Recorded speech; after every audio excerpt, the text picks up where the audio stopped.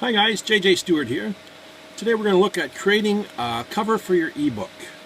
Now it's a sad fact, but people judge your book by its cover. People judge everything by looks, which is why I have a male model for my author picture instead of a big fat fuck like me. It's sad, but it's true.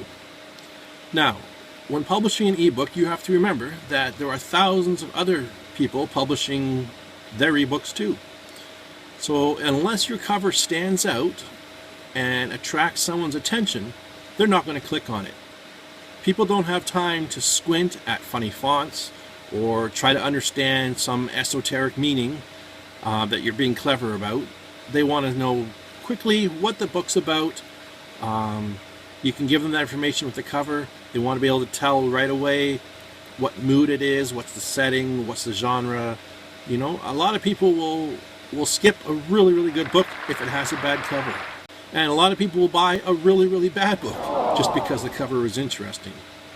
For examples of this, you can go to Amazon and check out some of the best-selling authors and the covers they use. You can also see some pretty terrible covers.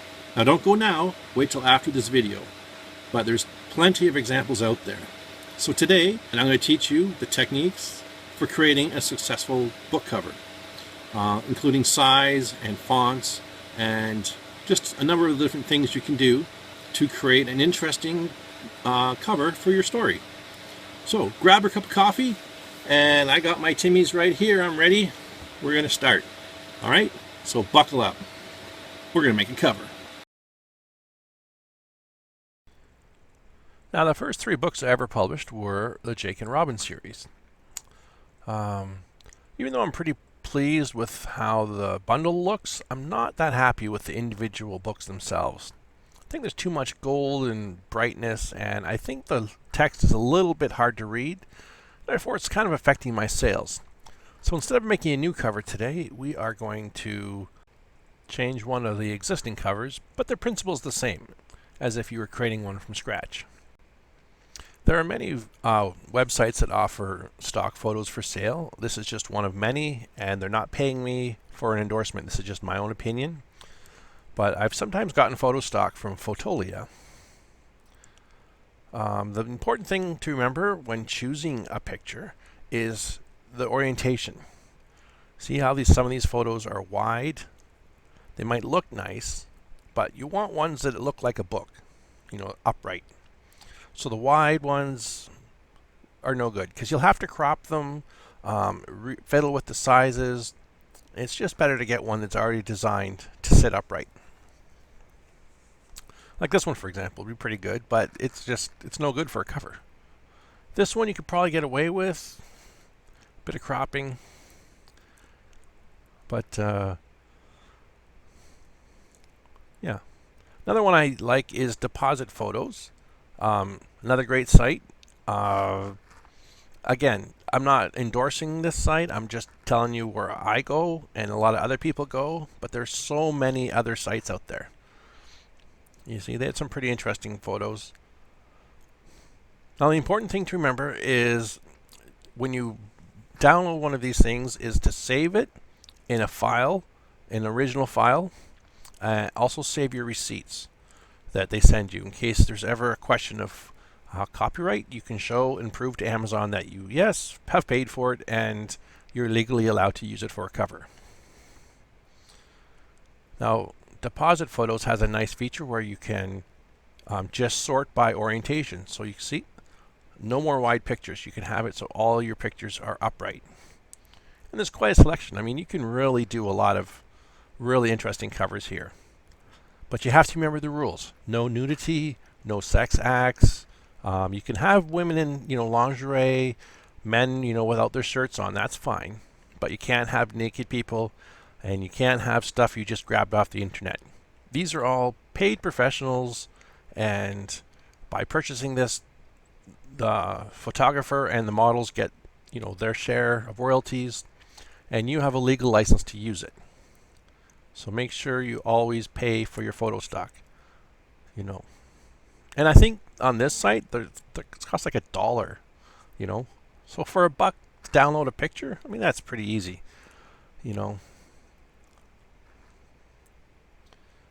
So yeah, lots of different options.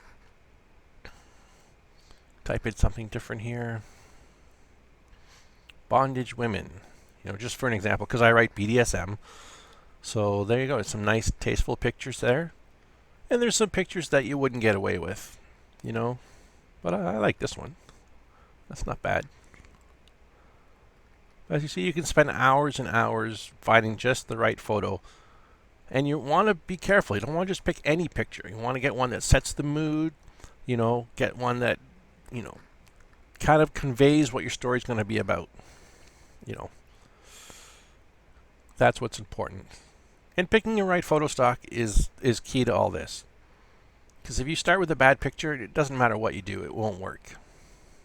So always download at 300 dpi, dots per inch, the largest size you can, because you want to have the 2:3 ratio.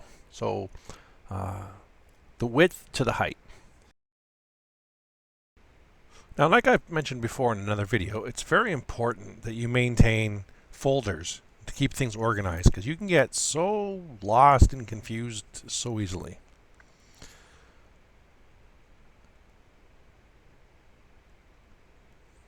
Yeah.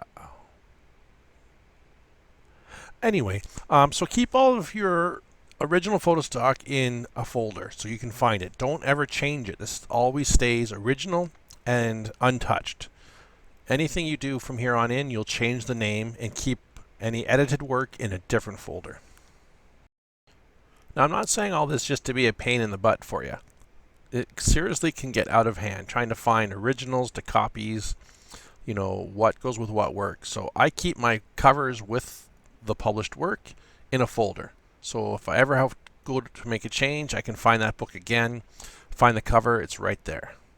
So let's go ahead and open up one of our pictures, our original photo stock. I like to use paint.net.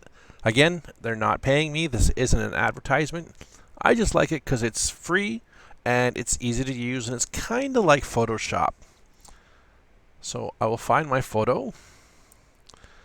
Here is my originals. And here is my original picture. So this is exactly how it came when I bought it. So I'm going to first make sure that I have it set 16 by 24 and 300 dpi. You should probably write that down. And make sure you save your work. Now this next website is called Be Funky. Again, they're not paying me, but this is an incredible website for making really good quality covers. I do believe the paid version is $10 a year or something, but whatever the price is, it is well worth it. So we're going to load up our picture and start editing. Now, when I had recorded this earlier, I did not realize that my microphone was unplugged, so there was no sound. Well, instead of trying to remember what I was saying when I filmed this originally, let's just watch this at triple speed and enjoy some music. Be right back.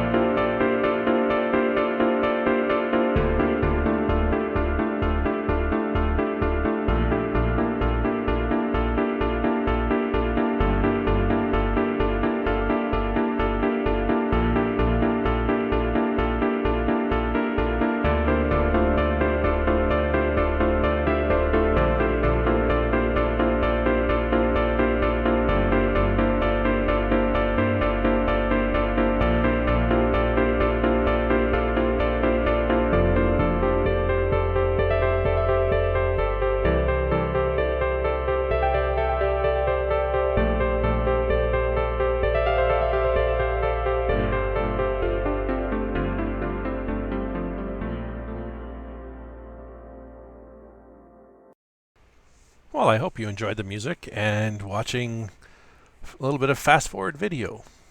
Now that we're done, we're going to save it to the folder that our published work is in, so I can find it again later. And then going back to paint.net program and opening it up.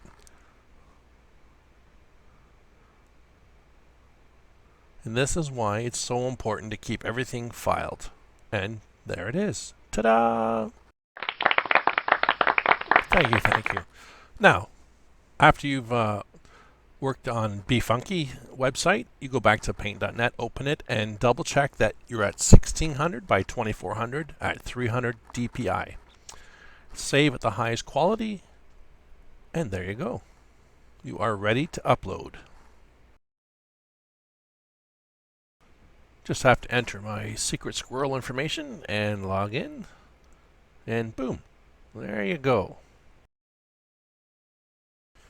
And you want to find the tab that says Edit Book Details, and click that, and it will ask you once again to log in.